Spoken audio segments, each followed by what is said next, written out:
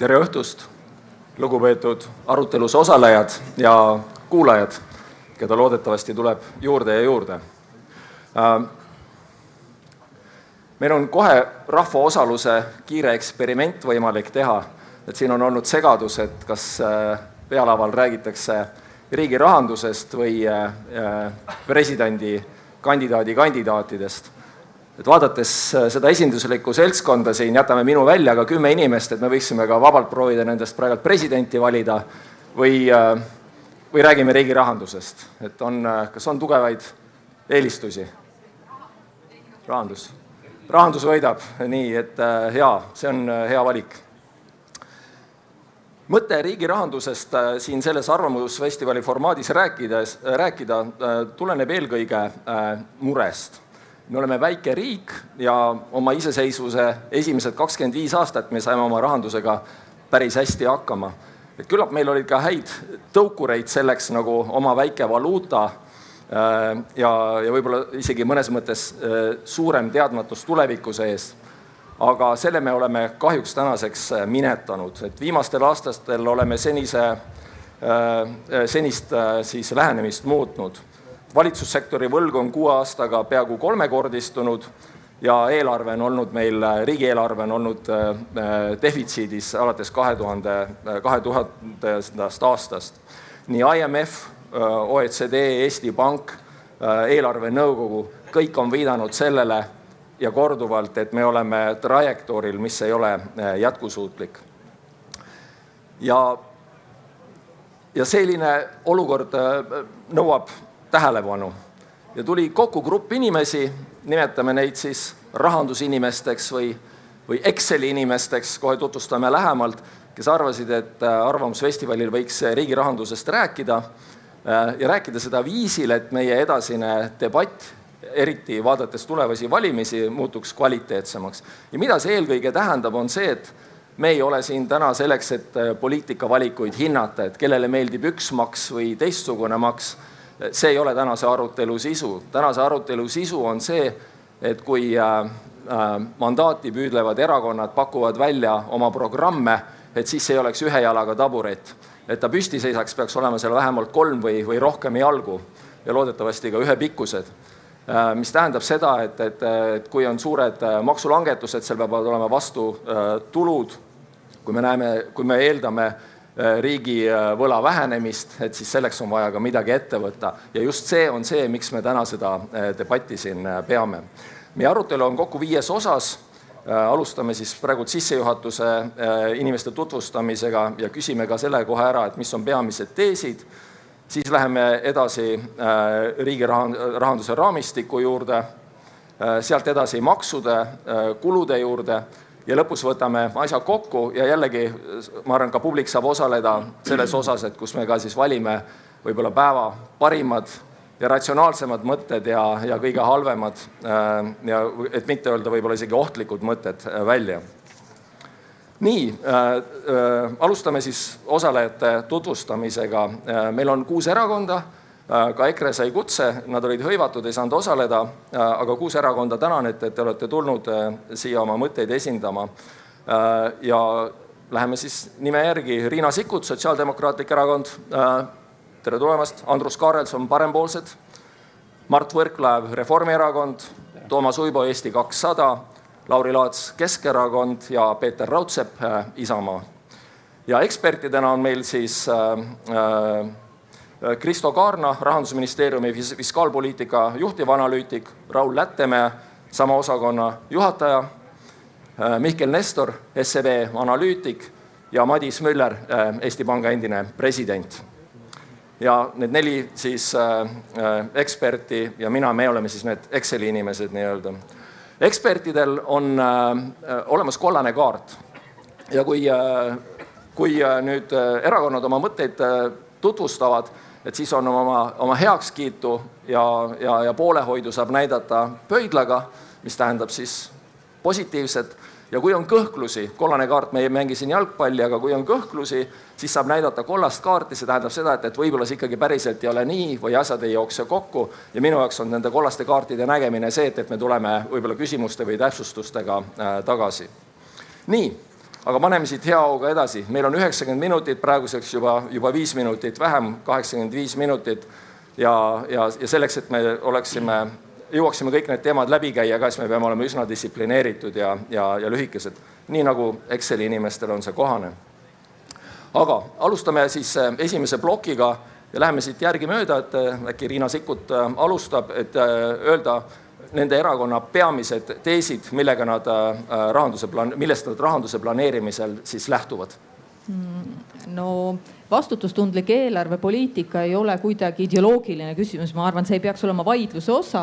Pigem on küsimus, kuidas me selleni jõuame praeguses olukorras, kus tõesti võlakoormus kasvab pidurdamatult ja eelarve defitsiit on selline, et me laenurahaga rahastame ka püsikulusid.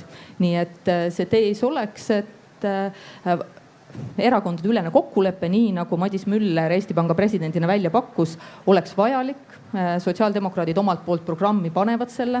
Me arvame, et ka pikas plaanis selline ankurdamine teatud võlakoormuse juurde oleks vajalik, aga eelkõige leiame, et see peaks olema erakondadel selline ühine eesmärk, mille üle vaidlust ei peeta, aga arutelu võiks keskenduda sellele, kuidas see eesmärki saavutada. Super, ja aitäh. Andrus Karlsson, lähme edasi. Tere õhtust. Maksutõusud ei ole kindlasti üheski riigis riigi rahapuudust lahendanud, ei meist rikkamates riikides ega ka mitte Eestis. Seda on selgelt näidanud ka viimase 3 aasta Reformierakonna juhtimisel korraldatud maksufestival. Kõik maksud, pea 30 tükki on tõusnud, on loodud ka uusi. Mart Võrklaev on toonud Eesti rahvale automaksu maainimeste ja Eesti perede karistuseks. Aga kas see on parandanud riigi rahandust? Kahtlemata mitte. Riigi rahanduse või riigieelarve defitsiit on ajaloo sügavam, –4,5% ja kasvab järgmisel aastal veelgi. Aga mida parempoolsed pakuvad enda rahandusplaanis on kõikide riigi kulutuste külmutamine 2026. aasta tasemele. Ja kindlasti järgmise 4 aasta jooksul peame me tegelema maksulangetustega. Tulumaksu langetamine 4% punkti, jõuame 18%-ni ja käibemaksu langetamine samuti 4% punkti, jõuame 20%-ni. Ja loomulikult automaksu registri komponent juba järgmisel aastal kaob ja sellega aitame varjusurmast välja ühe automüügisektori ja ka riigieelarves võiks sellest pea 100 miljonit rohkem käibemaksu langeda või laekuda, mis eelmisel aastal jäi laekumata. Tänan, nüüd saame nende täpsustuste juurde veel tagasi tulla. Aitäh. Aitäh. No millest lähtub Keskerakond? Keskerakond lähtub sellest, et riigi rahandus peab olema aus valijate ees.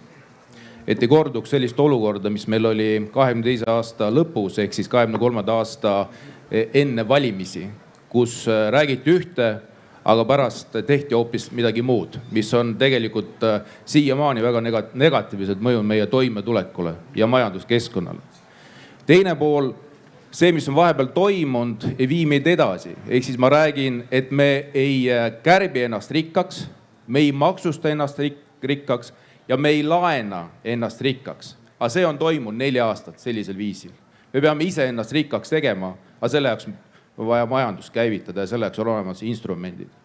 Ja kolmandaks, me arvame loomulikult, et eelarve peab tasakaalus olema, tulud-kulud peavad olema tasakaalus ja sinna poole me peame liikuma. Aitäh. Aitäh, väga hea. Lähme edasi. Peter Otsa. Me peame järgmisest aastast alates hakkama kulusid järk-järgult kärpima. Ja sealjuures sisuliselt mitte nii, nagu on täna seda tehtud tänase valitsuse poolt deklaratiivselt, et kui öeldakse, et on jõhker kärpimine, siis on tegelikult kulude mõningane kasvu piiramine. See ei ole kindlasti mitte lahendus. Selge on see, et kulude kärpimine peab olema solidaarne. Solidaarne selles mõttes, et sinna on kaasatud kõik sihtrühmad, sinna on kaasatud kõik valdkonnad ja ei saa olla nii, et ametnikud, kes seda läbi viia ei suuda, saavad lõpuks siis palgakõrgenduse selle näol, et palkasid lihtsalt indekseeritakse. See ei ole õige ja see ei viiks meid kuskile. Eelarve tuleks lahti võtta tervikuna. Ja see tähendab seda, et defitsiit tohiks olla maksimaalselt seal kuskil 1% piires SKT-st esialgu ja ega selle raames tuleb muuta ka eelarve baasseadust. Ehk peame liikuma ikkagi klassikalise kulupõhise eelarve juurde.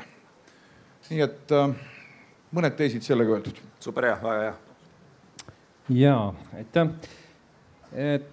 Mina ei ole rahandusinimene, et ma proovin panna ennast sinna publikusse valijana ja mõelda, et mida ma siis ootaksin oma riigilt. Perekonnainimesena ma saan aru, et ma ei saa elada üle oma võimete ja nii ei tohiks elada ka riik. Selline püsivasse eelarve puudujääki kinni jäämine ei ole kindlasti mitte mingi lahendus. Ja me peame, kui me laenu võtame, siis me peame tegema seda investeeringute katteks ja et need investeeringud tooksid rohkem raha tagasi. Teiseks, ma arvan, et need maksude tõstmised, langetamised, millest siin juttu on, tegelikult ei päästa seda olukorda, mille ees me oleme. Ma arvan, et järgmine suur reform peab olema tootlikkuse reform. Nii erasektoris kui ka avalikus sektoris. Ja mida see tähendab, on see, et me peame suutma sama raha eest teha oluliselt rohkem, kui me täna teeme. See tähendab tehisintellekti kaasamist, see tähendab personaalse riigi ehitamist, et näiteks toetused ei oleks üle välja, vaid toetataks neid inimesi, kes seda päriselt vajavad. Ja kolmandaks tahaksin ma sealt saalist siia poole vaadates kuulda, et kui poliitik ütleb, et me langetame midagi või teeme midagi nii-öelda toredat ja head, siis ma tahaks sinna kõrvale saada alati ka selle vaate, et kust see raha võetakse. Aitäh, väga hea. Lähme siit edasi. Mart Võrklaev. Ja aitäh, tere õhtust. Ma korra puudutaks ka seda, et miks see eelarve sellises seisus on, nagu ta on ja põhjus on kaitsekulud. Üle 5% SKP-st sel aastal 2,2 miljardit. Ja nüüd me peame nende kaitsekulude juures hakkama seda eelarvet parandama, nii nagu me 24-25 aastal tegime. Ja ettepanek on lihtne, 0,5% SKP-st, kuni me stabiliseerime laenukoormuse 30% juures. Hetkeks läheb üle 30, siis tuleb alla tagasi. Teine tees, maksusid me rohkem puutuda ei saa, ei ole meil ruumi neid tõsta, ei ole neid ruumi langetada, ei ole ruumi makse kaotada, välja arvatud need, mis on seotud siis saastamise ja pahedega ehk et aktsiisid. Ja kolmas tees, pensione ei puutu, ei ole meil ruumi esimest sammast hakata vähendama nii nagu soovivad parempoolsed ja teist kolmandat sammast samuti ei saa hakata lõhkuma ega pidurdama nii nagu on Isamaa ja parempoolsete plaan.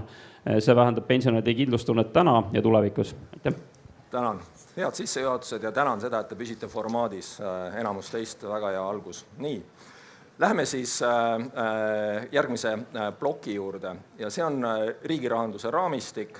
Me tahaksime saada paika nii-öelda need piiravad dokid, mida mõni teist juba ka mainis ja ma küsin teie käest 3 suurust, mis on riigi siis, või mis on üldine maksukoormus majanduse nominaalsuuruse vastu, mis on eelarve defitsiit teie, mida te näete järgmise valimistsükli lõpus ja mis on selleks hetkeks üleval olev riigi laen, samamoodi majanduse suuruse vastu. Aga enne kui me nüüd selle ringi paneme käima järgmisest inimesest alustades, ma tahan palun, et korra Raul ütleb paari sõnaga, et kus me täna oleme ja tänaste väljavaadetega oleme.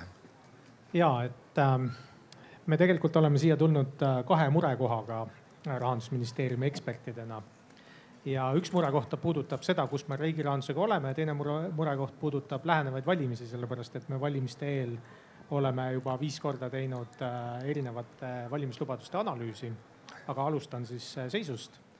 Meil on võtta Rahandusministeeriumi kevadine prognoos, kõik järgmised 4 aastat eelarve defitsiit üle 2 miljardi, algab SKP suhtes see number 4,9% järgmisel aastal, jõuab -3,7% aastal 2030, kõik üle 3% me saame seda teha tänu ainult Euroopa vabastusklauslile ja võlakoormus kasvab seal selle käigus 25% peaaegu 40%.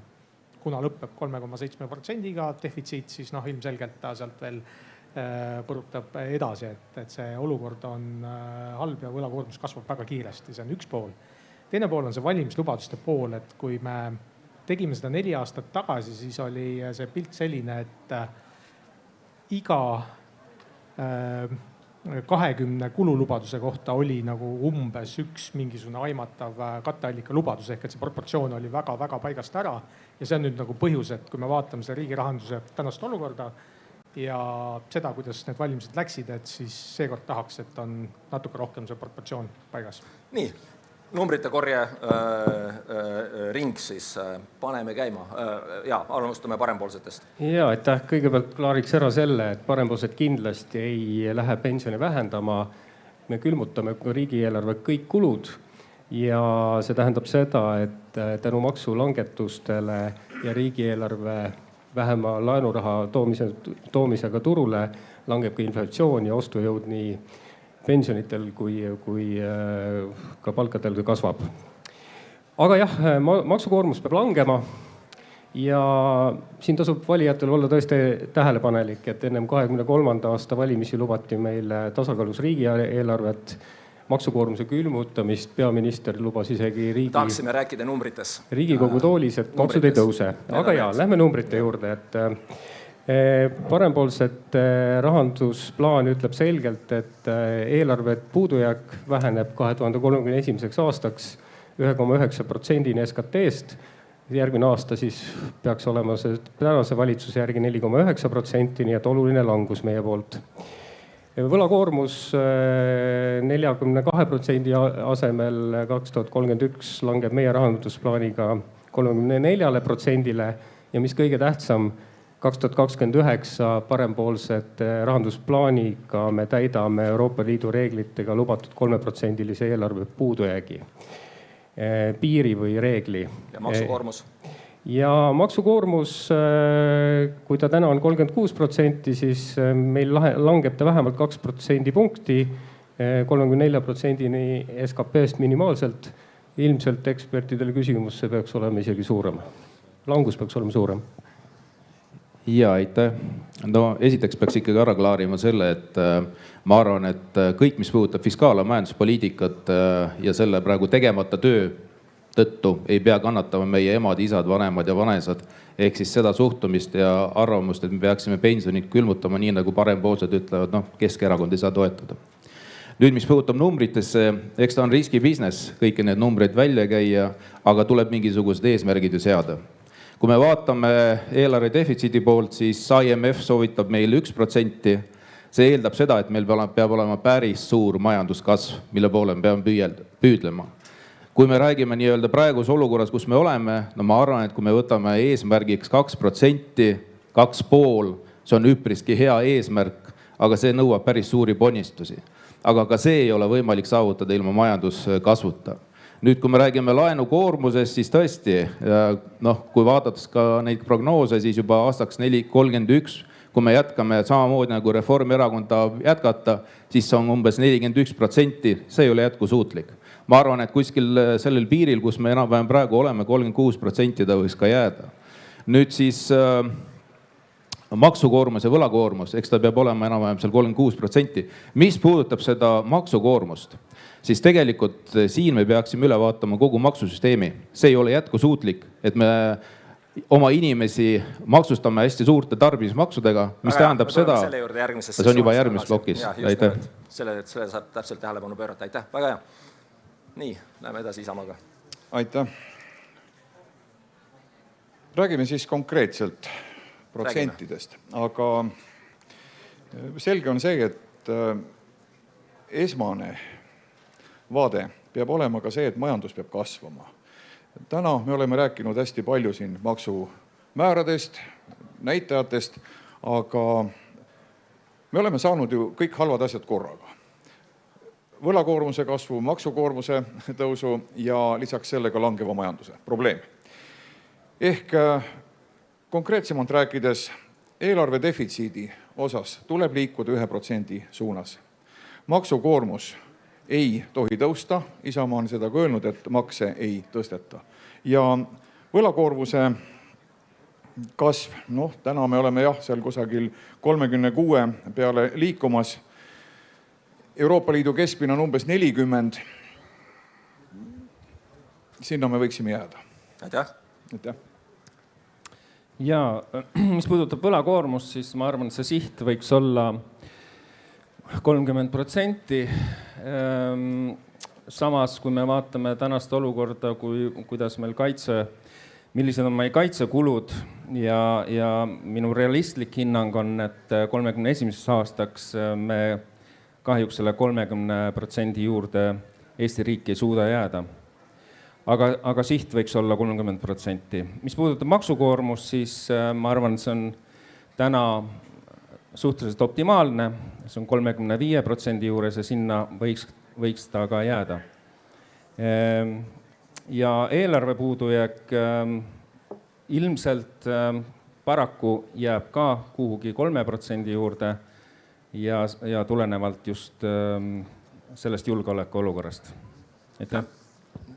Aitäh, ma parandan Peetrit, et majandus meil siiski kasvab, et viimases teises kvartalis 2,1%, et see on selge kasv. Aga nüüd numbrite juurde, mida küsiti, et maksukoormus 31 aastal 35%, nii nagu ta on praegu. Laenukoormus 34,5%, ehk et see viib meid sinna, kui me 0,5% kaupa hakkame eelarve defitsiiti vähendama, mida ma esimeses punktis rääkisin, ja eelarve defitsiit 2,5%. Nii. Tuleme selle juurde hiljem tagasi. Riina Sikkut, palun. Ja soovitan kõigil ka vaadata eelarvelaborit. See on Rahandusministeeriumi loodud selline lihtne vahend, kus saab ise erinevaid stsenaariume läbi mängida võlakoormuse, maksukoormuse osas. Telefonis ka töötab ja me kõik oleme seda kasutanud, aga see ei peaks ainult meie mänguasjaks jääma. Nüüd 31. aastaks, ma arvan, maksukoormus 36%, võlakoormus jõuab 35% alla, aga võiks vähendada 30% SKP-st, et siis ilmselt järgmise 4-aastase valimistsükli jooksul ja selle tulemuse saavutab, kui umbes 0,5% võrra SKP-st eelarvepositsiooni parandada, jõuab 3% alla 31.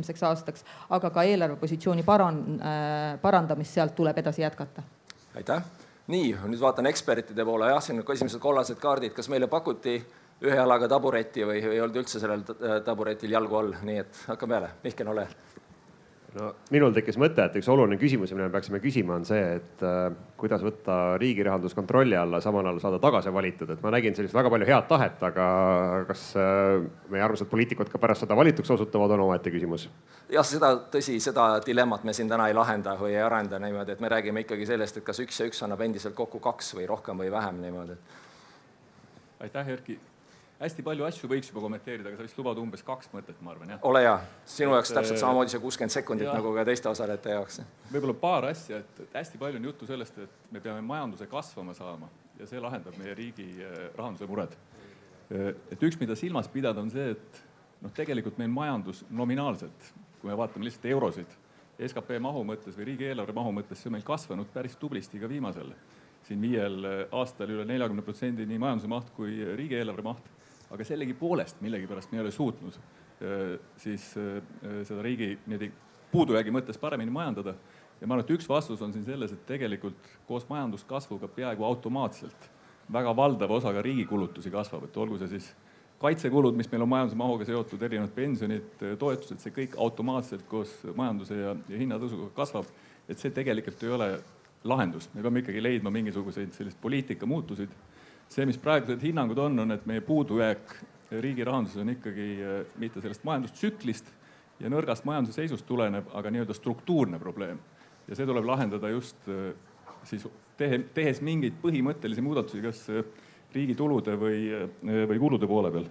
Ja kui üks mõte veel, et võlakoormuse stabiliseerimisest siin oli juttu, et millisel tasemel keegi erakondadest näeb, et me riigi võla saaksime kasvu mõttes püsima ja milline võiks olla eelarve puudujääk seejuures. Üldiselt puht matemaatiliselt, kui eelarve puudujääk on üle 1% aastas keskmiselt, siis sa ei stabiliseeri siis riigi võlakoormust. See võiks nagu olla selline võrdlus. Tänan. Mis tähendab ka seda, et praegune see väljavaade on, et järgmise valimistsükli lõpul meie võlg ikkagi jätkab veel kasvamist, sellepärast et välja arvatud Isamaa, kõik teised nägid praegu, et me suure tõenäosusega oleme suuremas defitsiidis. Soovid sa, Raul, veel midagi lisada, jah? Ma hästi lihtsalt panen nagu selle rahaliselt paika, et siin kõlas defitsiidi eesmärgina 30–36%. 30% defitsiiti võla eesmärk, jah. Võla eesmärk aastaks 2031, 30%, see tähendab seda, et 6 miljardit, natuke üle 6 miljardi tuleb leida, ehk et 1,2 miljardit aastas. 36% teises äärmuses tuleb leida peaaegu 3 miljardit, 550 miljonit aastas, et need on need summad, mida siis hakkame siin otsima, et matemaatiliselt tundus kõik ei klapi, vaatame. Nii, väga hea. Saime need dokid maha. Ja ma ikkagi nii palju ütlen, et mis puudutab, kui palju see teostatav on ise küsimus, aga teil on väga suur konsensus näiteks maksukoormuse osas. Te olete siin 0,5% sees. Niimoodi, et tähtis muidugi on see, et ülejäänud tegevused ka sinna taha tuleksid. Läheme järgmisesse plokki, mille teema on siis maksud. IMF ütles 2 kuud tagasi Eestile, meile, teile kõigile, et kulude kokkuhoiust ei piisa ja et meie tulu- ja varamaksudest saadav tulu on piiratud. Nad nimetasid 4 konkreetset sammu, mida Eesti peaks mitte ainuüksi kaaluma, vaid rakendama. Esiteks, mitte erodeerida praegust maksubaasi, ehk siis mitte vähendada kogutavaid makse. Teiseks, taastada hiljutisest tulumaksureformist kaotatud tulu. Selle suurusjärk oli 700–800 miljonit. Kolmandaks, tugevdada ettevõtte tulumaksu. Tugevdada tähendab siis seda, et modifitseerida selle kogumise viisi, et see oleks ilmselt kiirem ja suuremahulisem. Ja neljandaks, kehtestada kaasaegne kinnisvaramaks. See on see, et ja IMF ei ole muidugi meile ütleja, kuidas me peaksime elama, aga kindlasti on ta professionaalne osapool, võib-olla kelle nõu tasuks kuulata. Ma tahtsin lihtsalt riputada selle siia taustale. Aga läheme nüüd erakondade juurde tagasi ja kuuleme teie maksuplaane. Ma saan aru, et selles ajaformaadis on raske kõike seda panna nagu nii kokku, aga ikkagi keskendume sellele põhilisele.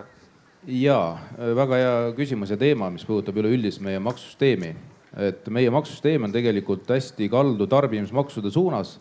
Et kui ma toon lihtsalt võrdluseks, et meil on kuskil tarbimismaksude osakaal tuludest 39%, ma toon siin võrdluseks lihtsalt, et Euroopas on ta kuskil 12% madalam.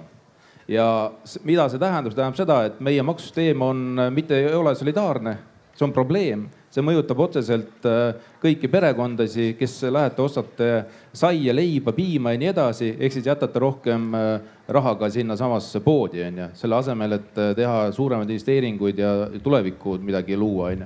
Et igal juhul Keskerakond näeb, et me peame selle kogu maksusüsteemi üle vaatama. Me peame rohkem võtma sealt, kus tegelikult seda on ta siis nii-öelda samad pangad, mis vahepeal geenisid väga suurt kasumit seoses sellega, et Euroopa Keskpank tegi oma otsused ja Euribor oli kõrge. Me näeme seda, et see tõenäoliselt juhtub jälle, ma ei tea, kas samas suurustasemel, aga igal juhul näeme, et Euribor jälle tõuseb ja selles mõttes pangad jällegi võtavad tänu selle nii-öelda regulaatorile oma kasumit sisse, et loomulikult peavad panustama. Loomulikult me oleme IMF-iga nõus, et maksuküür oli väga rumal tegu, mida kaotati.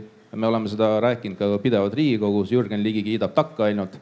Ja see jättiski väga suure nii-öelda miinusmärgiga augu eelarves 780 miljonit, see on peaaegu 2% SKP-st. Praegu on meil siis selleks aastaks planeeritud eelarve puudujääk kuskil 4,9, 2% on tegelikult tekitatud Reformierakonna otsusega ja nii edasi, nii edasi. Ehk Erki, sul on nagu õigus, et see teema on nii lai, et kõike nagu ei suuda rääkida ja kõiki need punktid välja tuua, aga loodame, et siin diskussiooni käigus tuleb seda teemat veelgi rohkem. Aitäh. Liigume edasi, jah? Väga hea. Aitäh. Tuleb ütelda, et tänane valitsus on käitunud nagu arveametnik. Ehk on arvutatud seda, et kui palju tuleb mingit maksumäära tõsta ja kui palju tuleks siis uusi makse kehtestada selleks, et laekuv maksutulu eesmärk täita. Tuleb aru saada sellest, et majandus ei toimi iseenesest. Majandus alati allub keskkonnale. ehk seadusandlikule poliitilisele keskkonnale. Ja poliitikud, võimupoliitikud on need keskkonnakujundajad. Ja paraku on see keskkond nüüd kujundatud nii, et me oleme kaotanud oma konkurentsivõimet. Me oleme isegi, kujutage ette, IMD hinnangul siis konkurentsivõime edetabelis majandusseisundi näitajate kohaselt kaugemal kui 50. koht. Korra segan vahele, me oleme erakordselt kehvas olukorras. Me küsimegi, mida me teeme sellega, missugused maksumuudatused ja plaanid. Miks on selle põhjus, et miks me oleme sinna jõudnud? Mina väidan seda ja ma tean, mida ma väidan, et ega neid maksutõuse ei ole analüüsitud. Analüüsitud ei ole nende mõju ja ei olegi ammugi analüüsitud nende koosmõju. Ehk siin viidati minu eelkõneleja poolt tarbimismaksudele, see on täiesti õige. Meie tarbimine on täna väga halvas seisus. Aastaid vähem järjest ostame me toidukaupu. Jah, alles nüüd see langus peatus. Me oleme olukorras, kus me peame taastama ettevõtjate ja tarbijate usalduse. Ja selleks on tee just nimelt tarbimismaksude langetamise kaudu.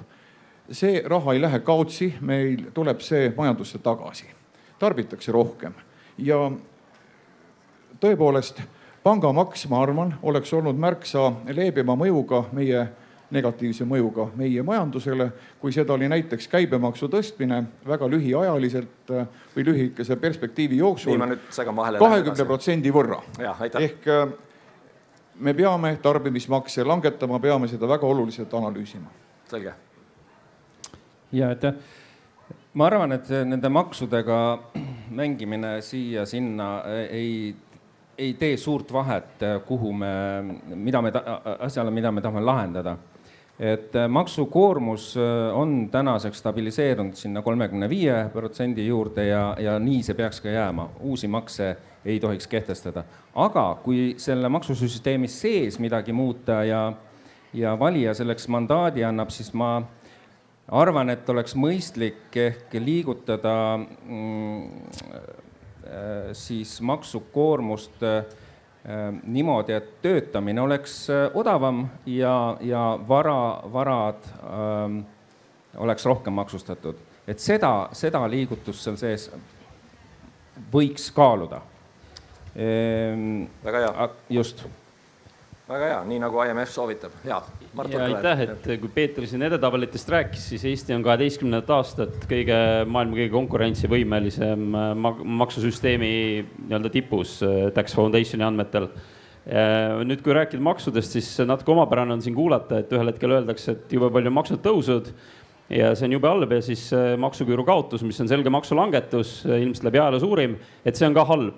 See jättis inimestele kõik selle ligi 800 miljonit kätte, 154 eurot kuus, 1848 eurot aastas keskmise palga saajale. See on läinud tarbimisse, see on praegu aidanud ka meie majanduskasvule kaasa. Aga nüüd tuleviku maksuotsused, nii nagu ma enne ütlesin, ma arvan, et meil ei ole ruumi ei makse tõsta ega makse langetada, välja arvatud siis pahedega seotud ehk et aktsiisid on need, mis peaksid elu sissetulekute tõusuga kaasas käima, et need ei muutuks siis palgatõusule vastavalt liiga soodsaks pahed ja saastamine.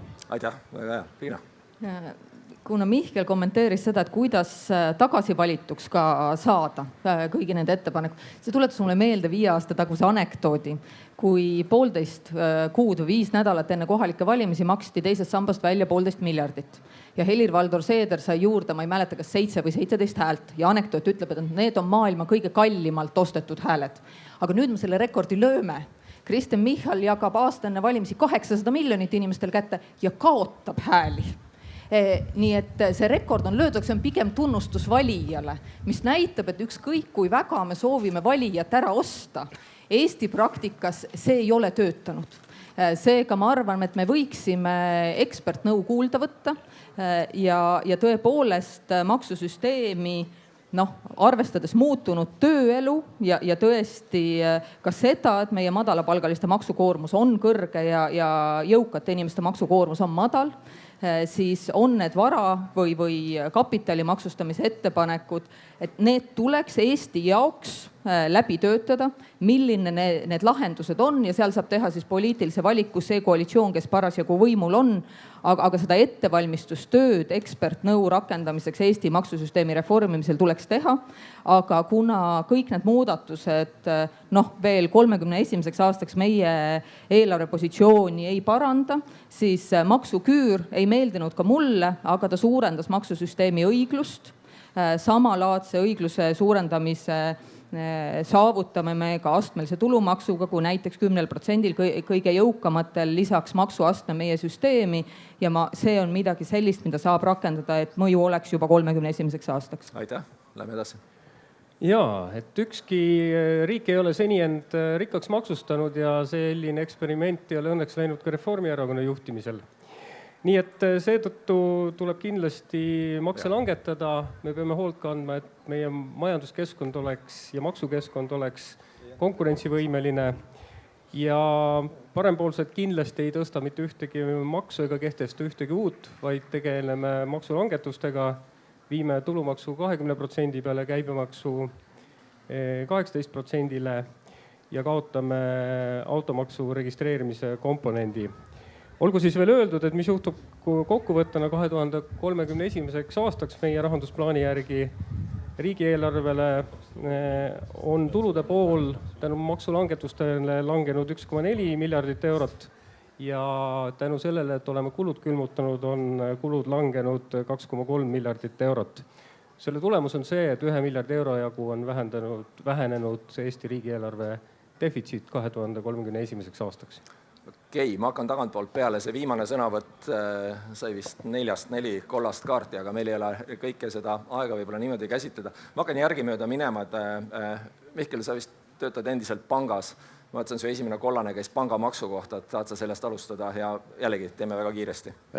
No ma teen kiiresti, jaa. Ma alustaks ikkagi sellest suurest maksulangetuse teemast, et see käis ju väga mitmest kohast läbi. Ma siin lihtsalt, kõik on okei, ma lihtsalt hoiatan poliitikuid, et mul tuleb meelde, et üks UK mitte väga ammune peaminister, kes ütleme jah, ta vananes halvemini kui pakk piima läbi selle, et ta ka proovis siis maksulangetuste teel riigi majandust käima saada. Finantsturud saatsid tal umbes 2 päevaga sõnumi ja 3. tuli ametist prii. Mis pangamaksu puudutab, et mul ühtegi enda panka ei ole, ma ainult töötan ühes, et ma põhimõtteliselt olen nagu nõus, aga ma arvan, et siin skoopi võiks nagu avardada, et jube vähe maksu tuleb ka ainult nagu pankasid maksustada ja meil on vaata aastaid on erinevaid. Pigem soovitaks, et võib-olla Eesti Panga juurde selline sõltumatu nõukogu püsti panna, kes valib iga aasta ühe eduka sektori, et kel sellel aastal läks hästi ja võtaks nende käest, sest et ei ole mõtet see panka nagu, võtan ühel aastal saad, teine aasta ei saa, sa seda lahjat lehma lüpsad, aga iga aasta kellelgi ikka läheb hästi. Vabandust, aga see ettepanek oli maksustada mineviku kasumeid, nii et võib-olla ka ajaloolased lisaks. Ja ajaloolised me saame tagasi minna, kui mõni aasta kõigi läheb halvasti, me võtame kuskilt sealt 10 aasta tagusest. 90. lõpus oli mõni hea aasta seal, et sellest võiks nüüd veel maksu panna, see on hea mõte. Kristo, sul oli ka kollane kaart püsti. Jaa. Ma tahtsin kommenteerida seda riikide rikkuse ja maksukoormuse nagu suhet, eks. Et see, et me nagu ennast rikkaks ei maksusta, et üldiselt kipub niimoodi olema, et mida rikkam riik, seda kõrgem maksukoormus ka, sest inimesed lihtsalt tahavad paremaid ja rohkem avalikke teenuseid. Ja loogika seal on ka see, et riik küll kogub maksudena kokku, eks, aga riigi aparaadi enda ülalpidamiskulu tegelikult on suhteliselt väike. Et raha, mis päriselt läheb võib-olla raisku, majandusest küll mitte ei välju, aga intressikulud, eks. Aga valdav enamus ju antakse inimestele, ettevõtetele erinevates vormides tagasi, kas toetuste, hüvitiste, mingite teenuste asjadena, eks. Et see raha tegelikult majandusest ei lahku ja maksukoormus iseenesest ei ole majanduse kasvu piirav tegur. Me näeme, rikkad riigid, Taani, Rootsi, väga kõrge maksukoormus. Tõsi, sellega käib kaasas oluline veel lisakomponent, et uuringud näitavad, et nendes riikides inimestel on kõrge usaldus, et riik käitub nende rahaga hästi ja samasugused uuringud Eestis et me oleme palju kõhklevamad, et me näeme palju rohkem, et riik võtab inimese käest raha ära. Et selles usalduse osas on, ma arvan, et meil on tee käia ja meil on tee veel minna niimoodi. Raul, ole. Ma valin 3 kommentaari välja, et kõigepealt mulle tegelikult meeldis see, mis rääkis sellest, et enne maksumuudatusi võiks olla analüüs põhjalikum. Et tegelikult me analüüsi teeme ja me oleme hea õigusloome tava on ju oluline asi ja me oleme seisnud selle eest, et teha kas või järelanalüüsi, eelarve labor, eks ju, mida Riina tänuväärselt tuletas meelde, on üks vahend, mis aitab seda ka niimoodi esmast hinnangut teha. Teine kommentaar. Tegelikult kuna see konkurentsivõime ja maksukoormuse seose küsimus on olnud nagu varem ka üleval, siis ma tegelikult mingil hetkel palusin oma osakonna analüütikutel nagu arvutada, et aga teeks nüüd niisuguse kaalutud keskmise, et võrdleks, et millistesse riikidesse Eesti nagu ekspordib oma tooteid ja milliste riikide tooteid me nagu tarbime. Ja vastus oli see, et kaalutud keskmine maksukoormus nii meie eksporditurgudel kui ka meie imporditurgudel kaalud kokku meie kauba sellega 3% punkti kõrgem. Ometigi me ostame sealt kõrgema maksukoormusega riikidest ja me ei ole küllastanud neid turge. Et see võib-olla see maksukoormus ei ole nagu see ainukene element. Ja tahaks korraks kommenteerida ka siin, tegelikult natukene oli see diskussioon minu meelest häbelikum kui need materjalid, mis meile ette saadeti, et kuidas maksu alandamine, majanduskasvu käivitab, et ma lihtsalt toon hästi lihtsa näite, et selleks, et see sama maks tagasi teenida, meil maksukoormus 35%, sa pead 3-kordselt selle raha tagasi teenima. Tegin mõned simulatsioonid kasutades nii seda eelarvelaborit oma neid, tegelikult 10-kordselt peaks tagasi teenima, ehk et kui mulle jääb nagu 100 eurot kätte maksuvabastusest, ma peaksin selle sama aasta jooksul suutma seda 100 eurot kulutada niimoodi, et Eesti ühiskonnas saab keegi nagu kasumeid ja palku 1000 euro võrra. Okei, võib-olla vähem, 300 euro võrra. See on ikka päris nagu suur võimendus, mida ei ole olemas. Ma tean, Jeesus suutis leivakääruga toita selle väljaku ära, lihtsurelikult seda ei suuda. Erki, ja kas minu arust see on see koht, kus võiks iga erakond ikkagi remargi ka saada? Et siin on hästi palju küsimusi nii-öelda visatud ekspertide poolt ja teese. Ma arvan, et erakonna nii-öelda esindajad peaksid ikkagi pareerima ka teatud küsimusi. Kuna te küsisite, siis te olete ainukene, kes saab selle võimaluse praegu lühidalt niimoodi, et rohkem meil aega ei ole. Öeldakse, et julge hundi rind on karvane või aablist täis. Aga punkt 1, mis puudutab pangamaksu. Eesti erasektori võiks siis kommertspangad on tegelikult oma kapitali tootlus on tunduvalt kõrgem kui Skandinaavia pangad. Ehk siis see jutt, et meie pangad saavad vähe kasu, ei vasta tõele. Teine pool on see, et kui meie räägime pangamaksust, me räägime solidaarsest maksust, siis kui Euribor on kõrge, siis kui inimeste võetakse raha ära, siis pangad peaksid selle tegelikult ühiskonnale tagasi andma. Vahepeal oli meil olukord, kus pangad teenisid aastas kokku 1 miljard kasumid tavapärase 0,5 miljardi asemel. Meie räägime sellest. Aitäh. Ikkagi ma ühegi killu nüüd lisaks, kuna siin läks niimoodi, et meil on pangamaks. Pangad on ainukesed, kes maksavad klassikalist ettevõtte tulumaksu. 25 aastal me tõstsime seda 14 pealt 18% peale ja tänu sellele, et me tõstsime pankadel seda tulumaksu ja et nad teenisid rekordkasumid, siis võrreldes selle nii-öelda prognoosiga 4 aastaga me pankadelt saame kuskil 0,5 miljardit rohkem raha. Ehk et pangad juba maksavad päris korralikult ja ma kaldun ka sinna poole, et me ei peaks sektori järgi makse tegema, et siis me läheme ummikusse. Ja olles ise 25 aastat ka seal kasumlikus panganduses töötanud Eestis, et ma võin tõesti öelda, et meie pangandusturg on väga kontsentreeritud ja ta on väga tugeva hinnastamise jõuga. Ja mida peaks pangamaksust rääkides arvestama, on pigem see, et Eesti paistab ka juba praegu silma, et meil on proportsionaalselt ülejäänud Euroopaga võrreldes pigem kõrgemad laenuintressid. Ja see viitab, ja see ei ole niimoodi, et me läheme ja korjame pankadelt maksuna selle ületulu ära, see viitab sellele, et pankadel on hinnastamise jõud. Ja kui me paneme sinna maksu otsa, siis pangad kasutavad oma hinnastamise jõudu ja kapital muutub veel kallimaks, mis tähendab seda, et kodu soetamine, väikeettevõtete finantseerimine, kõik nii edasi. Just need on seda tüüpi nagu teisesed nagu mõjud, mida kindlasti tuleks maksude puhul rakendada. Aga nüüd me läheme siit edasi maksude juurest järgmisesse plokki, mis on siis kulud. Nii, me oleme juba natukene sissejuhatust sellest saanud, et me kipume vist varasemates debattides kulude mõju üle hindama, eks ole, või kuludest kättesaadavat tulu üle hindama, sest meie senine hakkamasaamine nendes valdkonnas annab väga-väga vähe kinnitust, et seal tegelikult saaks midagi teha. Mis ei tähenda seda, et seal ei saaks teha, aga sellega tuleks arvestada. Et see on nagu nii, et kui kehva ettevõte räägib ka, et kui tal on väga kehvad tulemused, siis ta ütleb, et aga vaata, missugune on võimalus neid parandada. Aga kui 10 aastat ei ole neid parandatud, siis see tähendab seda, et see on ikkagi lihtsalt kehva ettevõte. Et me peame faktidele otsa vaatama. Paneme nüüd uuesti jälle ringi käima vist. Peeter, sina vist oled järgmisena, kes ja räägime kulude teie nägemust, kuidas toimetada riigi kulutustega. Ja oleme võimalikult kvantifitseeritud ja täpsed ja lühidalt. Aitäh! Aitäh! No ma siis hästi lühidalt võtaks kõigepealt tänuga selle kollase kaardi sisse, mis ma pangamaksust sain. Et sellele mõnikümmend sekundit siiski pühendan.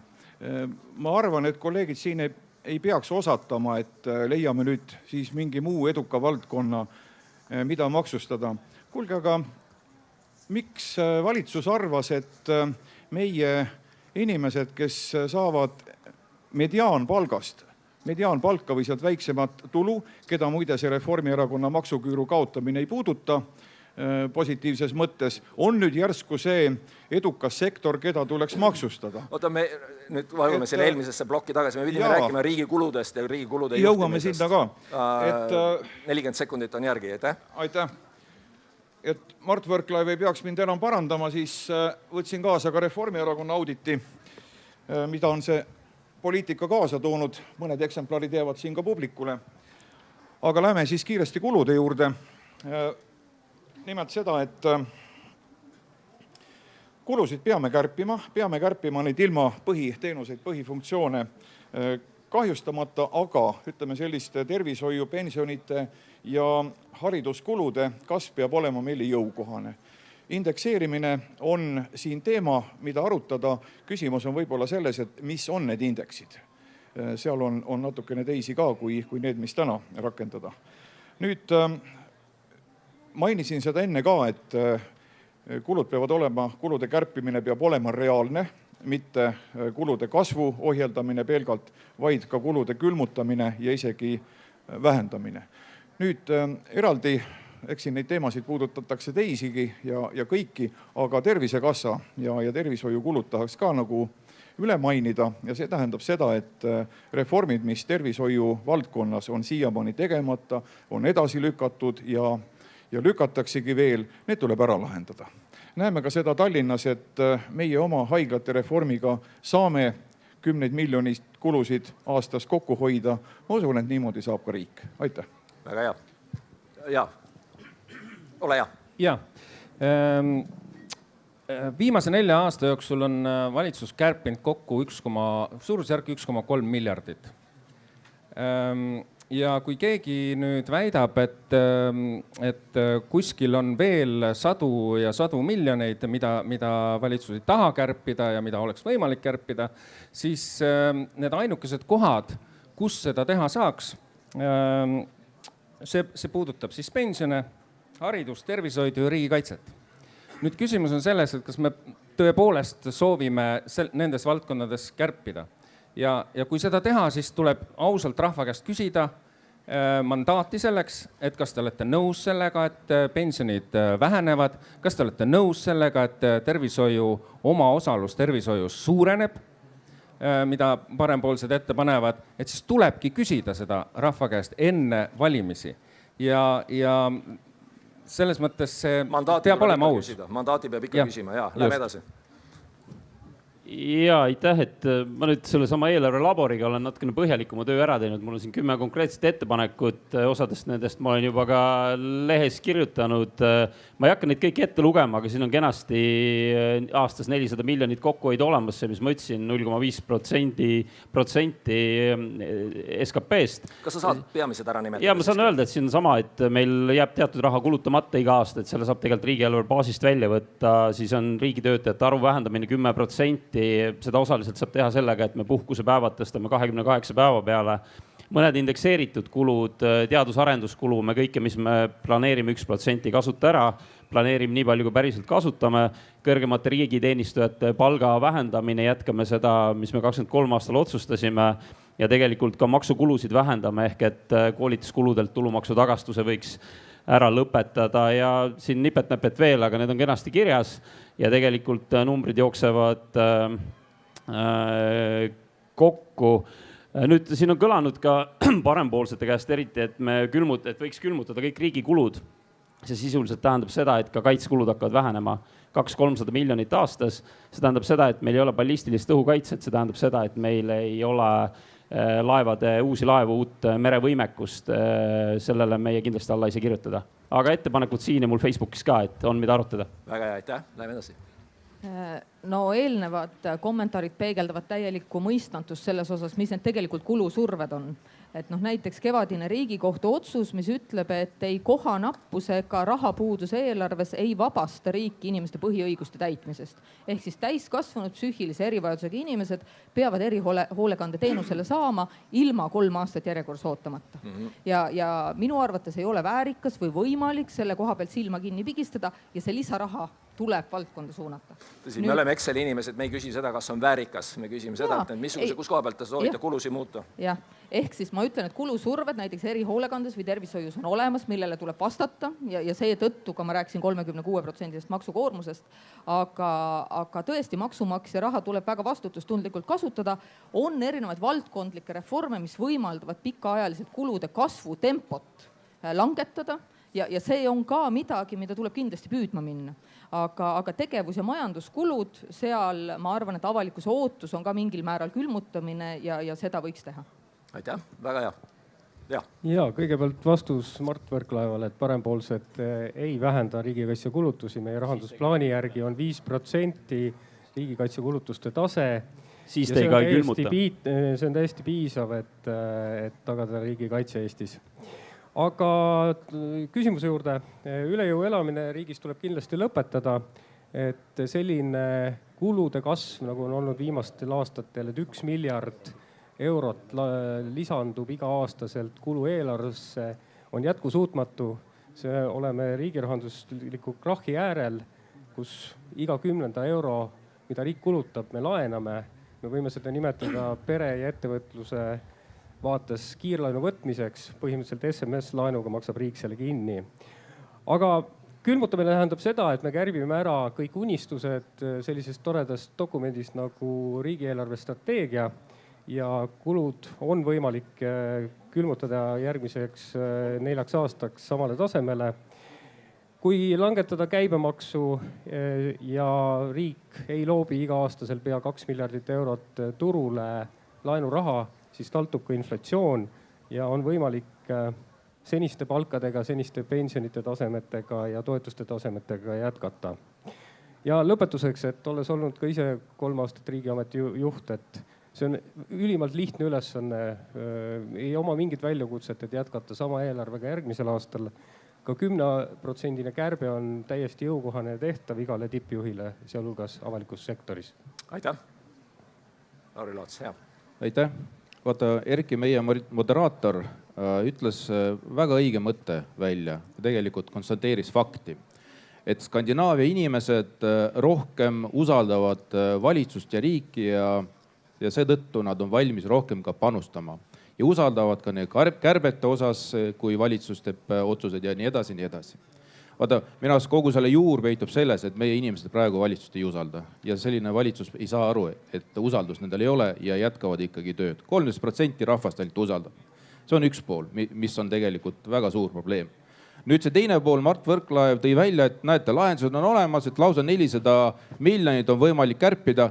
Aga sõbrad, miks te ei ole seda ära teinud? Miks me seda ei ole näinud eelarves, mida 1,4 on tehtud juba miljardit. Mida te olete praegu tegelikult ju välja tulnud ja toonud? Mis puudutab seda 1,3 või 1,4, mida nii Mart kui ka siis Toomas Uibo välja ütles, kui me vaatame puhtalt Exceli tabelid, siis iga aasta riigi kulud kasvavad. Eks me räägin eelarvest, et millisest kärbetest me siin räägime, nendest numbritest, mis te välja olete toonud.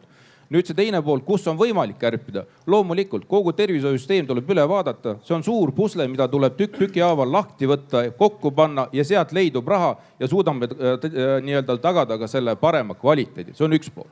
Teine pool, siin on kindlasti publiku seas väga palju ametnikke, kes saavad puhkust 35 päeva. See on küll väike osa.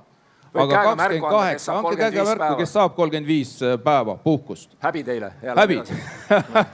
Aga tegelikult see on ka koht, kus tegelikult peaks sisse vaatama. Miks pärast ühed inimesed on paremad kui teised ja ühed peavad rohkem saama puhata kui teised? No ei ole. Seal on need kärpekohti. Ehk siis lisaks dubleerivad funktsioonid. Võtmesõna on AI ja IT. Nendega saab asju efektiivsemaks teha, paremaks teha. Ja seesama, millega ju tegelikult praegune valitsus kukkus läbi, personaalne riik. Tuldi, räägiti, nüüd läheb asi paremaks, inimesed saavad rohkem nii-öelda andmebaasidel lähedal. No kukkus kõik läbi. Eesti.ee ei ole mingisugune personaalne riik. Nende küsimustega tuleb tegeleda. Aitäh. Väga hea. Nii, oli ka kollaste meri siin, kust me hakkame peale. Madis, ole. Aitäh, Erki. Ma võib-olla kommenteerin enda poolt seda, et kui keeruline või mitte võiks olla selline kulude külmutamine või siis üldse selle riigi rahanduse probleemi lahendamine see läbi, et me siis kulutusi drastiliselt kokku hoiame. Kõik need mõtted, mis kõlasid suurte plokkide kohta, kus meil on suur hulk siis riigi ressurssi kulub, olgu see sotsiaal, samuti ka majanduskuludest on siin juttu olnud, et see on kõik tõsi. Aga kui me vaatame näiteks viimase 2 aasta jooksul, kus selgelt on meil olnud, ma arvan, et ka valitsuse poolt ju teadvustatud riigi eelarvega probleem, on pingutatud siin kulutusi kokku hoides, uusi makse kehtestades, mis ju kellelegi tegelikult ei meeldi, ilmselt ei meeldinud ka valitsuse liikmetele.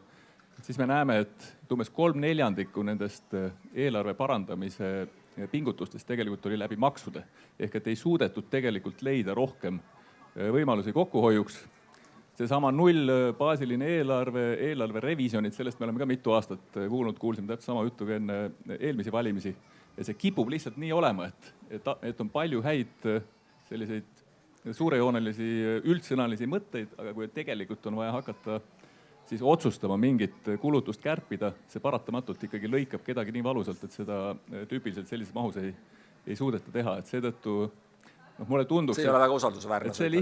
Seda lihtsalt on raske jah ette kujutada, et võib-olla ka sellest kulude külmutamisest, et keskvalitsuse kontrolli all meil suurusjärgus näiteks majanduskuludest on umbes võib-olla pisut üle 1/3. Suur osa on omavalitsuste kontrolli all, samuti need sotsiaalfondid. Rääkides valitsuse palga näiteks raha, avaliku sektori palkade külmutamisest. Meil õpetajad, arstid, politsei, päästjad, see moodustab 60% avaliku sektori töötajatest. Kui me ütleme, et me sealt ei taha kokku hoida ja et seal valdkondades oleks palgakasv väiksem kui erasektoris, ehk et me pidevalt ostujõud väheneks nendel inimestel, et siis need, kelle arvelt peaks kokku hoidma, see grupp on nii väike, et see kokkuhoiu vajadus saab olema nii drastiline, et meil ei jääks enam ühtegi motiveeritud riigiametnikku.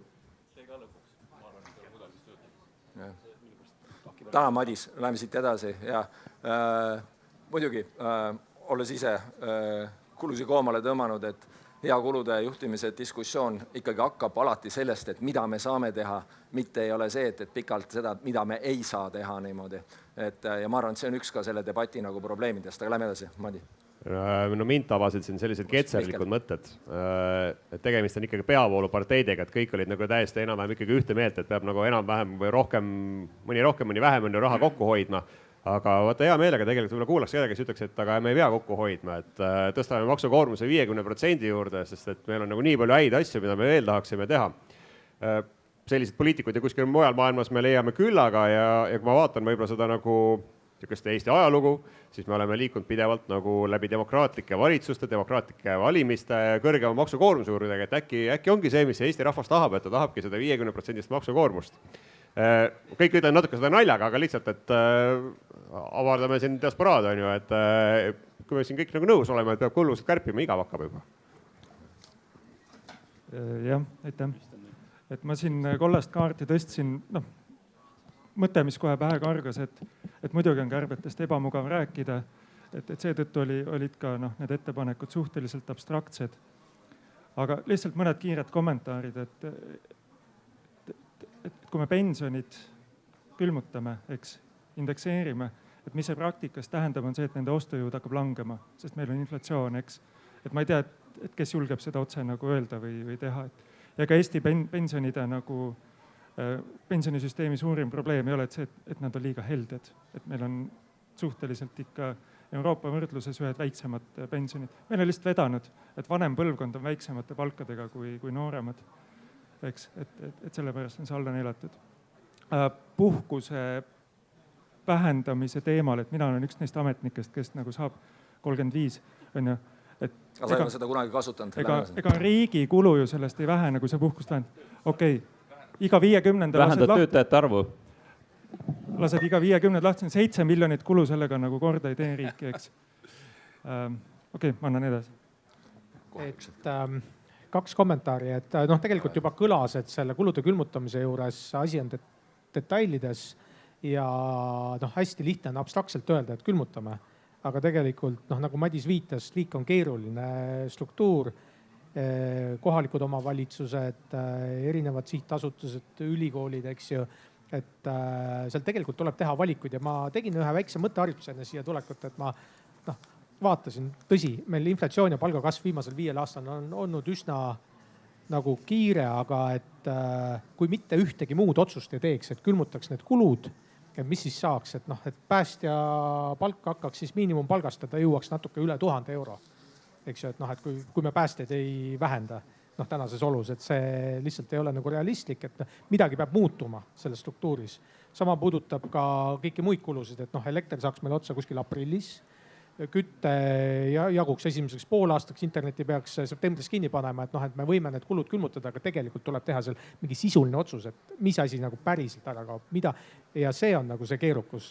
Ja see ei tähenda üldse seda, et efektiivsust ei ole vaja, muidugi on efektiivsust vaja, et alati saab otsida, alati on vaja, aga seal on vaja nagu päriselt otsuseid.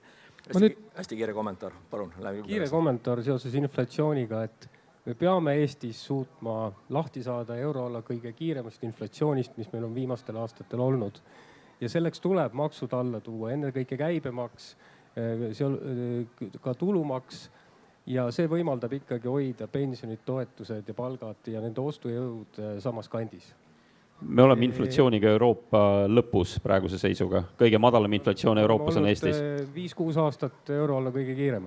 Kui ma korra kommenteeriks ka seda 35 tööpäeva, ma olen ka see patune, kellele on 35 puhkusepäeva, kalendripäeva, et see natukene ju sõltub ka sellest töö iseloomust, et 40% valitsussektori töötajatest on õpetajad. Et me võime seal seda puhkusepäeva kuidagi mudida, aga tegelikult koolisüsteem peaks kuidagi muutuma, et me saaksime selle valguses õpetajaid ära saata.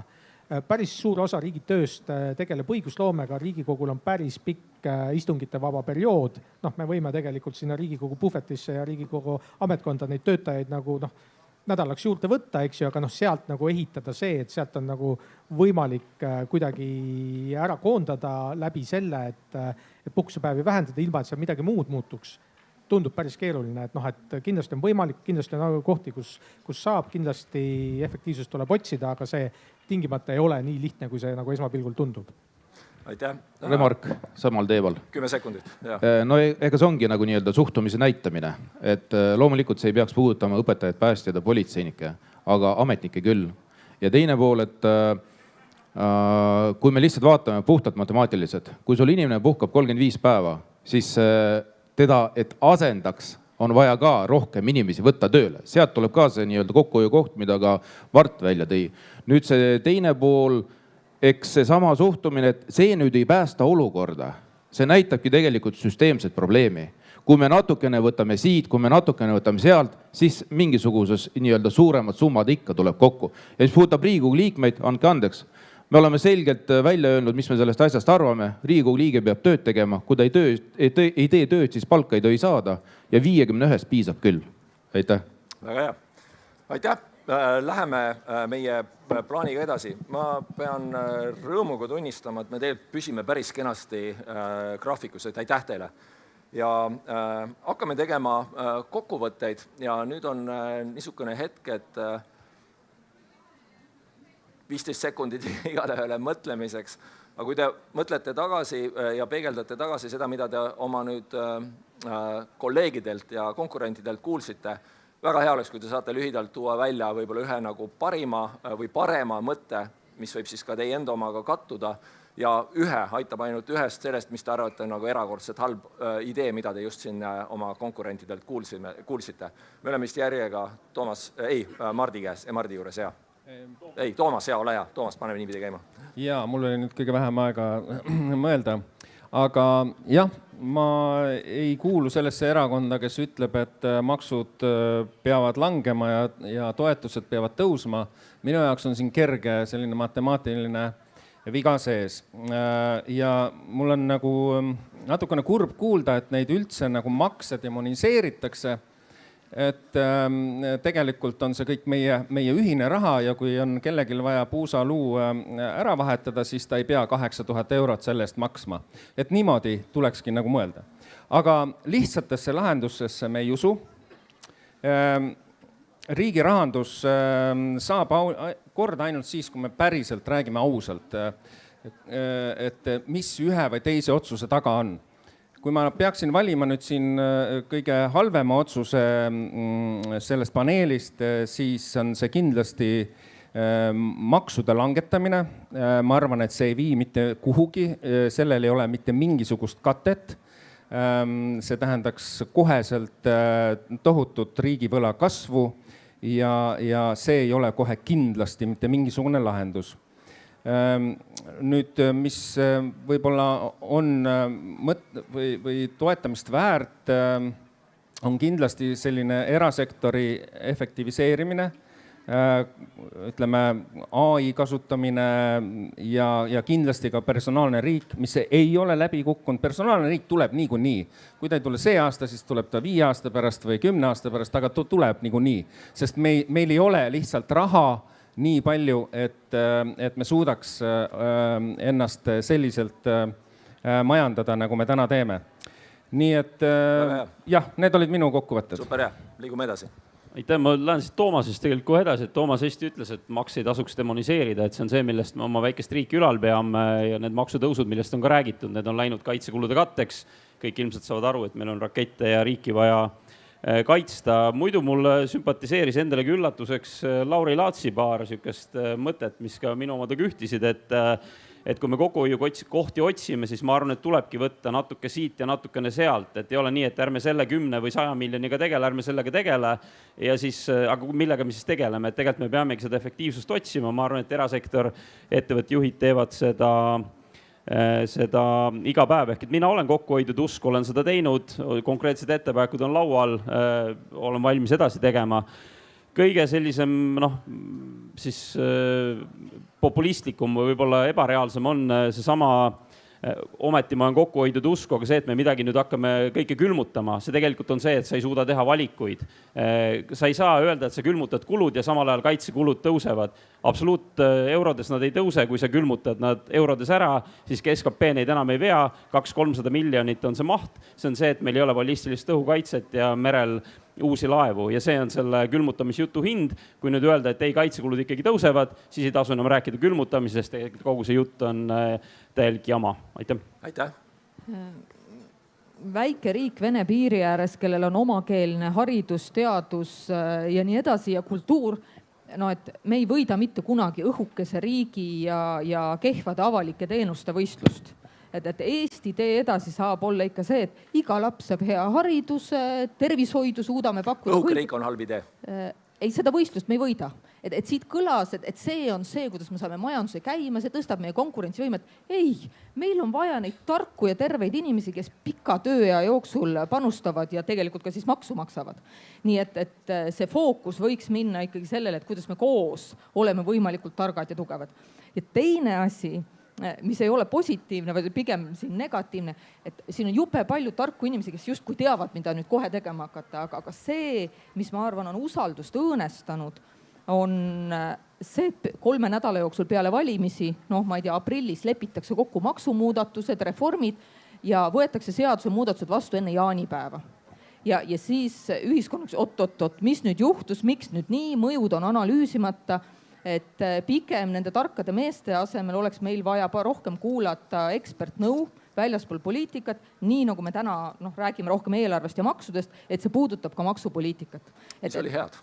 Jah. Aga mis oli head siit? Kuhu erakonda tahaks minna nende plaani tegema? Oi issand.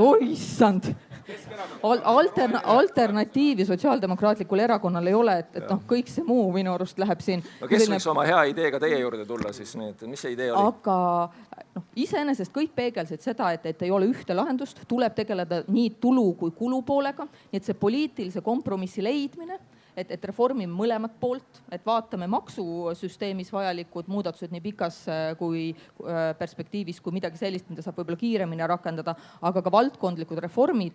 Ja kui me minevikust mõtleme, et on see töövõime reform või et lõpuks selle 4-aastase või valimiste vahelise perioodi jooksul meil on 5 või 7 erinevat ministrit, et ongi vaja ka valdkonnas sellist mingisugust poliitilist järjepidevust, et need kokkulepped tuleb ka teha. Tänan, hea.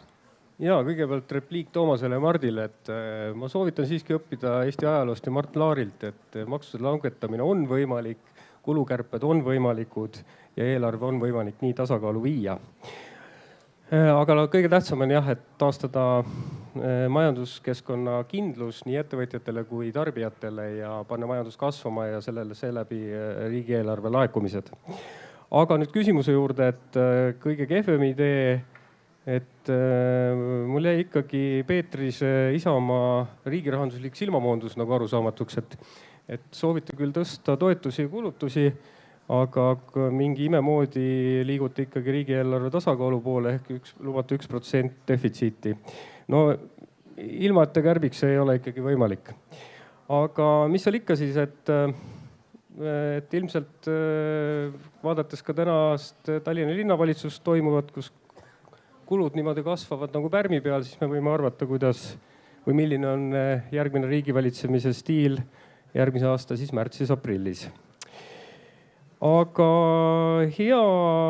kõik kärpeettepanekud on head selles mõttes, et tunnustan kõik, kes olid valmis kärpima.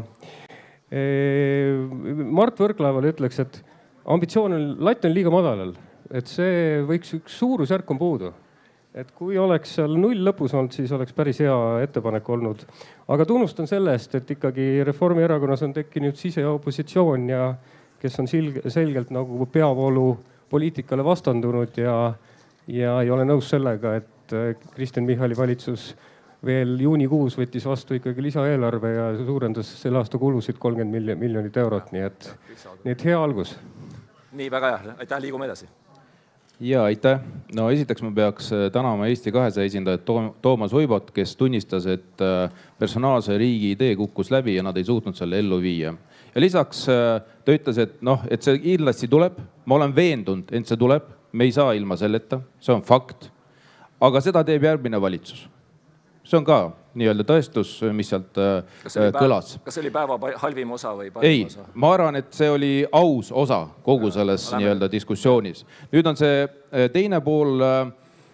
Kahjuks ei ole nii-öelda see sõnum, mis sealt poolt tuli valitsuse poolt või koalitsiooni poolt ainuke, sellepärast Karmen Joller alles ütles, et puudu on 100 miljonit tervishoiust, aga ma sellega rohkem ei tegele, järgmine valitsus tegeleb. See on selles mõttes samast seeriast. Ja kindlasti me veel kuuleme edaspidi, kui hakkab Riigikogu sessioon 15. septembrist, et kui üks või teine või kolmas koalitsiooni esindaja ütleb, aga sellega me rohkem ei tegele, järgmine valitsus peab tegelema. Millele ma tahan nagu nii-öelda vihjata ja viidata? See on probleemne olukord, kus praegune valitsus tõstab valge lipu ja ütleb, meie sellega rohkem ei tegele, küll see järgmine tegeleb. See on probleem, tunnistage seda. Nüüd see teine pool, mis puudutab parempoolseid. Andke andeks. Ja mitte isiklikult, ärge võtke seda. Parem kui hea mõte nüüd või parempoolse? Ma kohe jõuan hea mõtte juurde ka. See meenutab natukene olukorda 2022, kus Kaja Kallas ütles, uskuge mind, maksud ei tõuse. Nüüd on see teema, et uskuge meid, meie tuleme peale valimisi, me langetame makse. Ei langeta makse. Sellepärast praeguses olukorras, kus me oleme julgeoleku olukorras, maksude langetamist erakonnad, kes räägivad, no nad ei räägi tõtt.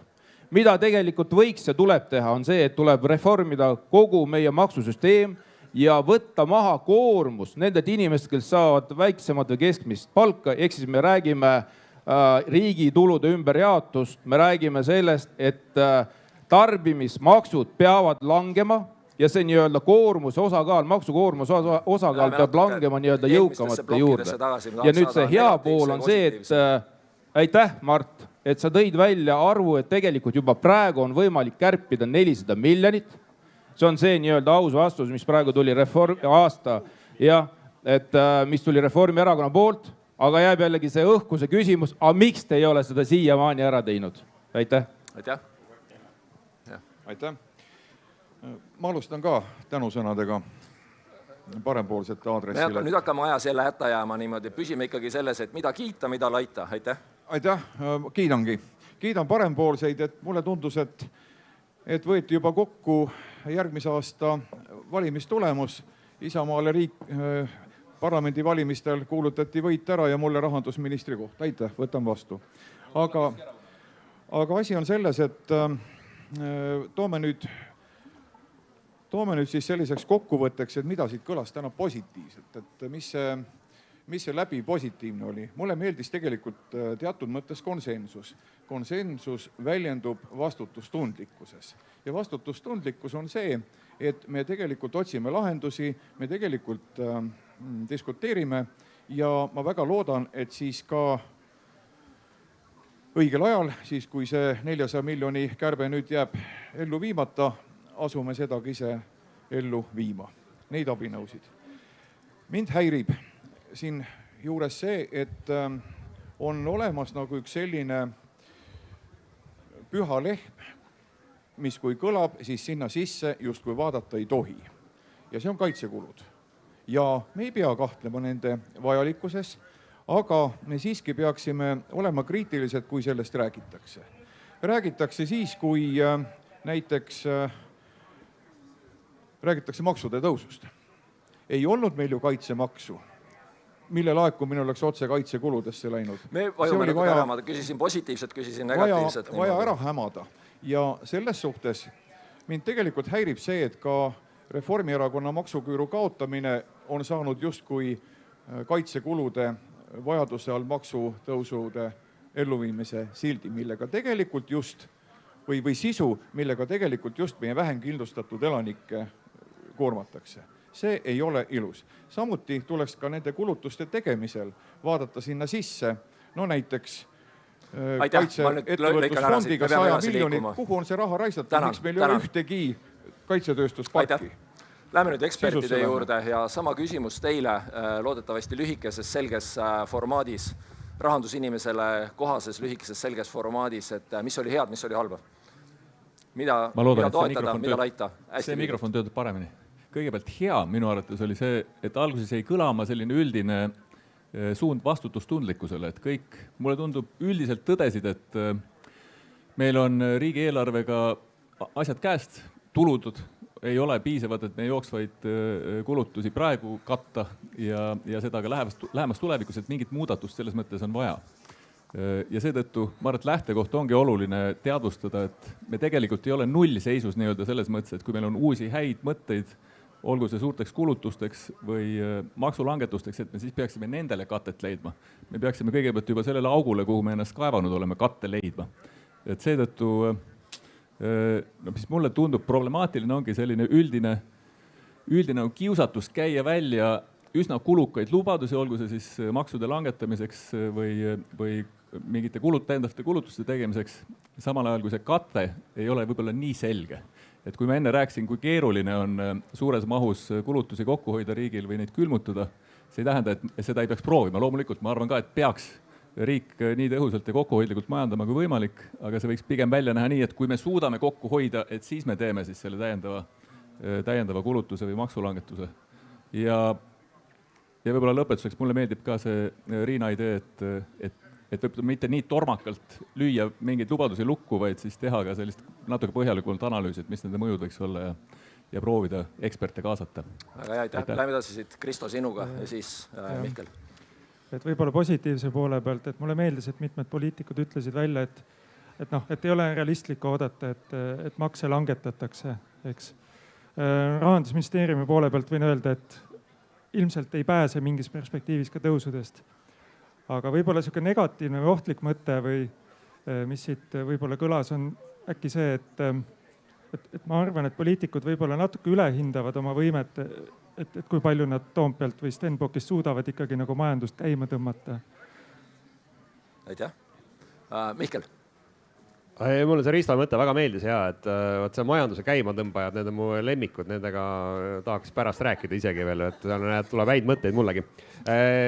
Ja tore, no positiivne on muidugi see, et ju häid mõtteid oli, me siin klapime mingid rahad päeva lõpus kokku, on ju. Meil oli siin mõtted käisid, on ju, saame natuke raha, saame küll. Aga kas sellest piisab, et ilmselt ei piisa. Ja noh, see võib-olla see pessimistlik või nagu kehv lugu ongi see, et mulle täna tundub, et selle teema olulisus ei ole täna ikka veel nagu piisav. Ja kus me jõuame, on see, et kus tegelikult täna on Soome, et kes on ka siin veeretanud seda, et ja ega see kokkuhoidmine on oluline, aga no täna ligineb sinna 100%-lisele võlakoormusele osakaalune SKP-st. Ja ma kardan, et me nagu jõuame sinna. Aga no võib-olla see on see vajalik koht, kus ära käia selleks, et ta läheks paremaks. Väga hea. Ja Raul. Nii.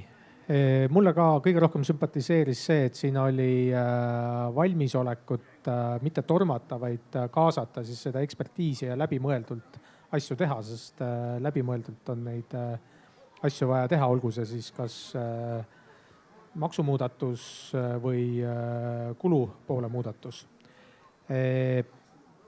Mulle tundus, et see konsensus tegelikult oli sinna alguses päris tugev, umbes niimoodi, et vähemalt 4% punkti tuleks seda võlakoormust vähendada võrreldes sellega, mis meie prognoos näitab, sellepärast, et meie prognoos näitab 40-ni ja siin kõlas, eks ju, 36-st natuke allapoole, aga tegelikult oli üsna lähedal.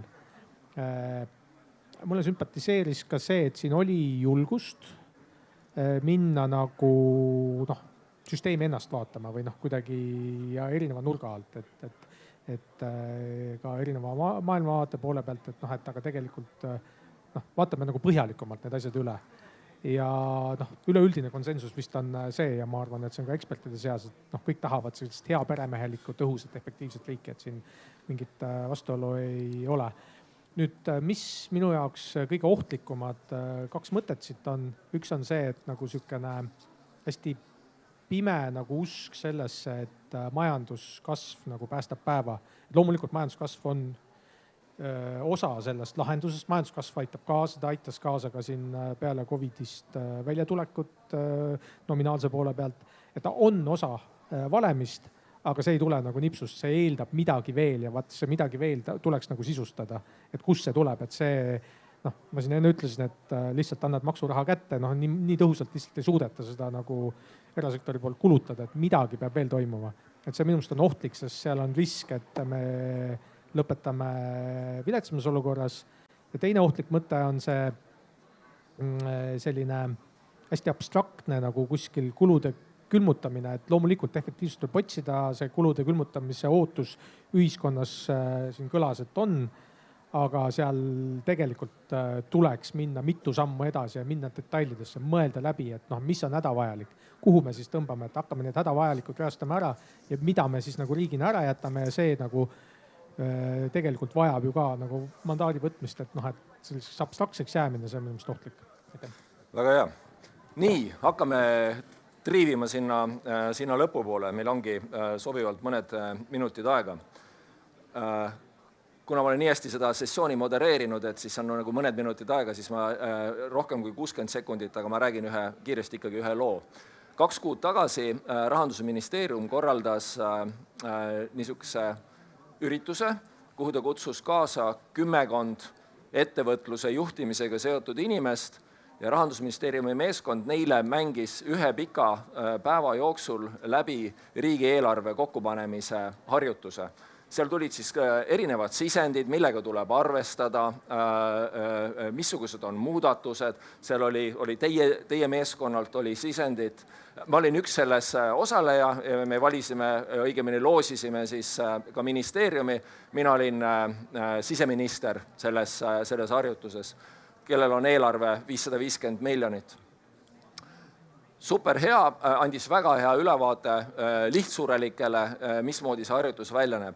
Aga seal on 2 asja, mida ma tahaksin esile tuua.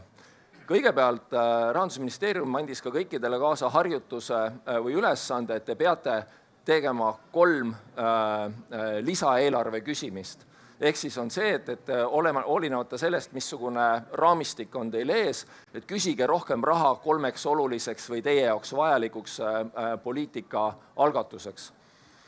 Ja ma just võin öelda üsna kindlalt, et kõik me, kes me seal osalesime, 10 inimest, me mitte keegi saanud sellega hakkama, sest me mõtlesime, kuidas te saate, et kuidas ma saan tulla ja küsida raha juurde, kui riigieelarve on sellises situatsioonis nagu on. Et mul oleks võimalus nagu kas painduda sisse sellesse raamistikku, mis te olete ette pannud, või siis teha sellest veel paremini. Ja me natuke aega jaurasime selle üle ja siis me saime aru, et poliitika ei käi niimoodi. Et poliitika käib nii, et kui see on sulle tähtis ülesanne, et siis, kui sa oled siseminister, ma ei tea, on sul siis 10 helikopterit või 1000 korrakaitsjat või midagi, sul peab olema oma idee. Ja me ei saanud, mitte keegi me ei saanud selle ülesandega hakkama. Me ei osanud küsida raha juurde selles olukorras, kus raha tegelikult on otsas.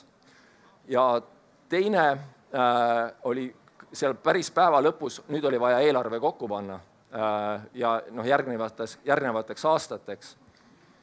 Ja meil läks selleks vähem kui 40 minutit. Keegi ei läinud kaklema, keegi kedagi ei tõuganud.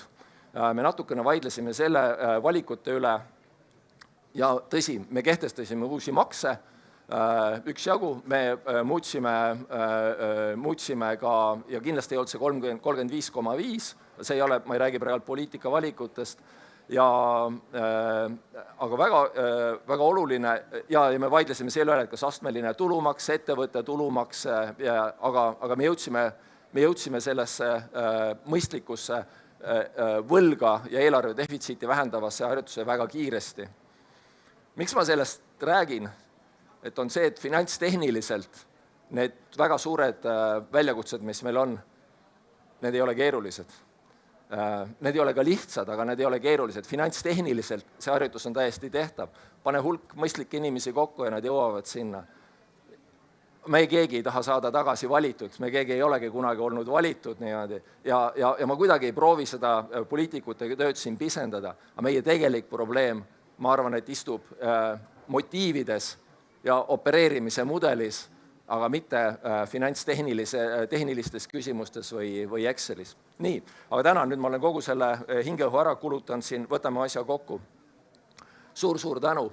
Ma olin teinud lõpusõna valmis, ma ei saa seda kasutada, sest ma plaanisin pakkuda välja lõpusõnaks see, et kogu publik läheks ja hakkaks vaatama, et kus nad mõnes teises riigis saaksid kinnisvara osta. Sest meie väljavaade on nagu nii kehva, et seda soovitust ei ole vaja kellegile teha. Vastupidi, ma arvan, et see oli hea, see oli aus ja siin oli kimp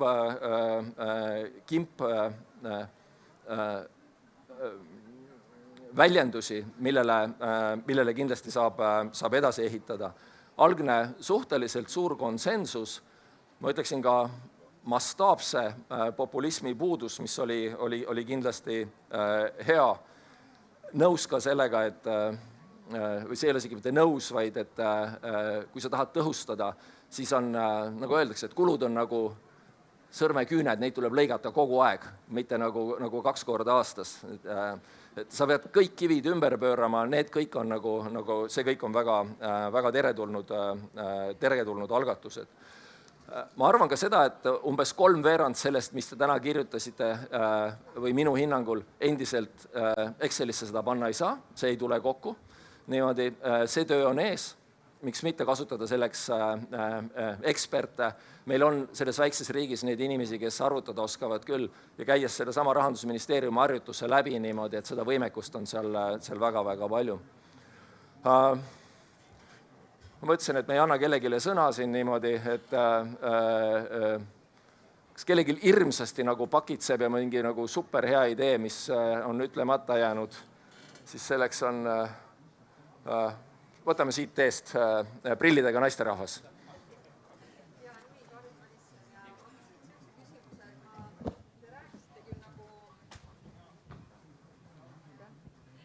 maksude kehtestamisest, aga kas me ikkagi oleme äkki riigina sellises kohas, kus me ei suuda neid teenuseid, mis me täna pakume, enam tasuta pakkuda? Et kui vaadata nagu riigi kulusid, kus nad on, siis haridus, sotsiaalkaitse, tervishoid, seal on need suured kulud, et me võime neid 44 ametnikku on vaja, tegin arvutuse, et üks inimene ära kaotada, kui me puhkusi vähendame. Et täpselt samad funktsiooni täitvad 44 ametnikku. Et me võime tuunida, aga see ei vii nagu suure tulemuseni, et kas me võiks äkki hariduses kehtestada mingi oma finantseeringu tervishoius? Teeme kiiresti, kõik ei pea sellele vastama, aga kellel on niisugune, Mart ole. Ja olen ka avalikult selle välja käinud, et ma arvan, kõrghariduses meil on vaja ikkagi liikuda tagasi sinna, kus osa erialasid on tasulised. Et me oleme tegelikult viimastel aastatel kõrghariduse rahastus on kasvanud 10-15% aastas. Me ei suuda sinna panna, need on seal mingi 100 miljonit praegu nagu aastas liigub juurde, et see on hädavajalik, et kõrgharidussüsteemi püsti hoida, aga riigil seda raha ei ole, ehk et ma arvan, see on vajalik. Ja kindlasti me oleme jõudnud sellisesse sotsiaalriigi mudelisse, kus on kulusid vaja väga selgelt külmutada ja kärpida. Ja et see tõesti külmutamine õnnestuks, tuleb kindlasti sotsiaalvaldkonnas, tervisevaldkonnas ja hariduse valdkonnas läbi viia struktuursed reformid. Aga kindlasti on võimalik jõuda palju parema tulemusena, kui me langetame makse, saame majanduse käima, et paremused kindlasti usuvad sellesse. Ja, et ma arvan, et te kirjeldasite praegu olukorda, kus me oleme ja mis oleks võimalikud sellised lahendused ja see meilt küsimus, et kas me pooldame ühte või teist suunda. Küsimus, miks me oleme siia sellise punkti jõudnud, on see, et me oleme 3 aasta jooksul kaotanud 5,5% majandust SKP-st. Ehk siis meil ongi suur rahapuudus. Ja samal ajal meie valitsus tõstis makse, mis andis veel selle hoogu juurde kogu selle majanduslangusele ja majanduskeskkonnale ja ettevõtlusele. Ehk siis see on see tagajärg, kus me oleme. Et seda ei juhtuks, et edasi läheks oma eluga edasi Eesti, siis mina ei ole ekspertidega nõus, et nüüd Riigikogu või parlament või valitsus või ministeeriumid ei saa midagi majandusega teha. Saavad küll. Kui siiamaani on suudetud latt alla lasta, siis on tegelikult võimsus meil selle latiga üles upitada. Nii et meie võimsus on majandus reguleerida, et sellepärast kogu need fiskaalküsimused ja fiskaalpoliitika otseselt mõjutab meie majandus. Ja meie otsused riigi tasandil ja seadusandlus otseselt mõjutavad meie majandust.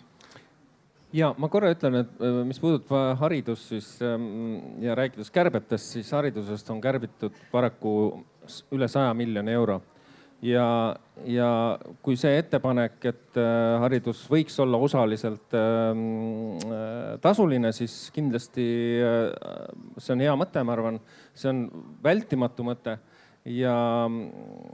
Aga lõpetuseks lihtsalt tahaks öelda, et inimesed, et neid lihtsaid lahendusi siin ei ole. Et kui te kuulete neid lihtsaid lahendusi, siis alati küsige, et mis on see teine pool, kuidas seda asja siis päriselt lahendaks ja kust tuleb raha? Tänan. Nii, tõmbame otsa kokku.